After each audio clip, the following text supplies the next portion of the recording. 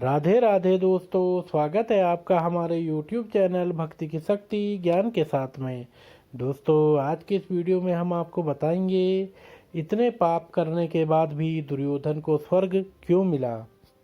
क्यों आजीवन अधर्म और पाप करने वाले दुर्योधन को स्वर्ग मिला और क्यों सत्य और धर्म का साथ दे रहे पांडवों को नर्क का दुख भोगना पड़ा। कहा जाता है कि महाभारत का युद्ध इतना भीषण था कि युद्ध में बहे खून के कारण आज भी कुरुक्षेत्र की भूमि लाल रंग की है। पांडव और कौरवों के बीच हुए इस युद्ध का परिणाम क्या हुआ, यह तो आप सभी जानते ही हैं। कौरवों की सेना पूरी तरह मारी जा चुकी थी। इसके बाद पांडवों ने कुछ वर्षों तक हस्तिनापुर पर राज किया, लेकिन इसके बाद उन्होंने भी द्रौपदी समेत राजपाट त्याग कर स्वर्ग लोक जाने का निश्चय किया।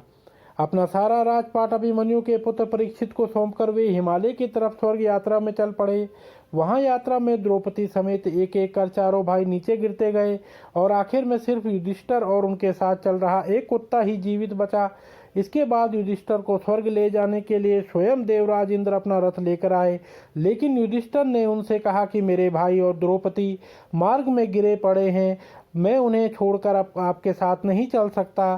तब इंद्र ने कहा कि वे सभी पहले ही स्वर्ग पहुंच चुके हैं, फर्क सिर्फ इतना है कि वह अपना शरीर त्याग कर स्वर्ग पहुंचा है और आप सहशरीर स्वर्ग जाएंगे। इंद्र की बात सुनने के बाद युधिष्ठिर ने उनसे कहा कि लेकिन मेरे साथ चल रहा यह कुत्ता मेरा परम भक्त है, इसलिए इसे भी आप मेरे साथ स्वर्ग चलने की आज्ञा दें। काफी देर समझाने के बाद युधिष्ठिर नहीं माने और वे कुत्ते के बिना स्वर्ग जाने से इनकार करते रहे।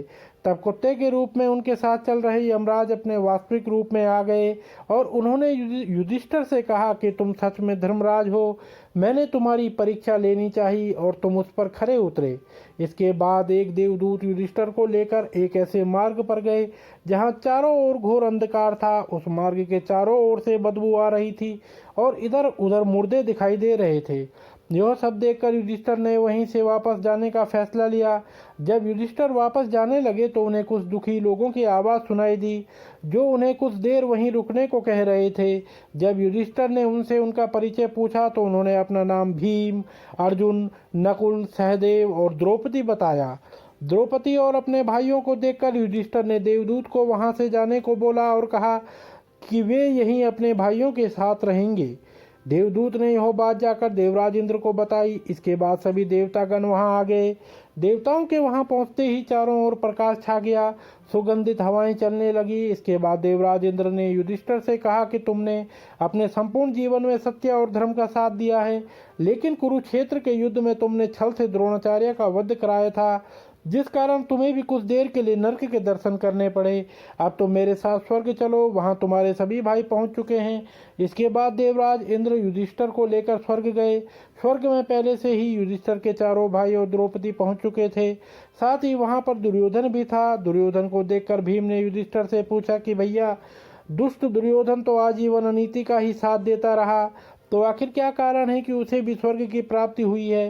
युधिष्ठिर ने भीम से कहा कि दुर्योधन ने भले ही बहुत सारे पाप किए हों, लेकिन एक पुण्य भी उसने किया था कि वह यह था कि दुर्योधन क्षत्रिय धर्म से वीर गति को प्राप्त हुआ था। अपनी संपूर्ण सेना नष्ट होने के बाद भी वह आखिर तक वीरता से लड़ता रहा और उन्हीं पुण्य के फलस्वरूप उसे कुछ काल तक स्वर्ग की प्राप्ति हुई है। इसके बाद बाजू में खड़े इंद्र बताते हैं कि जिन लोगों के पाप ज्यादा होते हैं उन्हें पुण्य के फल पहले दिए जाते हैं और इसके बाद उन्हें नरक की यातना दी जाती है, ताकि जिससे वह उन यातनाओं को अपने अगले जन्म में याद रखें। इसके विपरीत जिन लोगों के पुण्य ज़्यादा होते हैं उन्हें उनके छोटे पापों की सज़ा पहले दी जाती है, जिससे वे अपने पुण्य फल शांति से भोग सके और उनका अगला जन्म स्वर्गीय चेतना के साथ हो।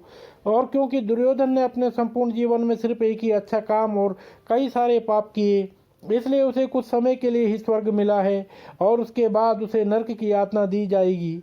इसी प्रकार पांडवों तथा उनकी तरफ से लड़े सभी राजाओं सिर्फ कुछ क्षणों के लिए नरक का दर्शन करेंगे, लेकिन इसके बाद तुरंत ही उन्हें स्वर्ग दे दिया गया था और वह भी उच्च कोटि का। तो दोस्तों, अगर आपको यह वीडियो पसंद आई हो तो आप हमारे चैनल को लाइक, शेयर, कमेंट अवश्य करें और बेल आइकन दबाना ना भूलें, जिससे हमारी आने वाली सभी वीडियोस आप तक सही समय से पहुंचते रहेंगी। तो आप सभी मित्रों का बहुत बहुत धन्यवाद।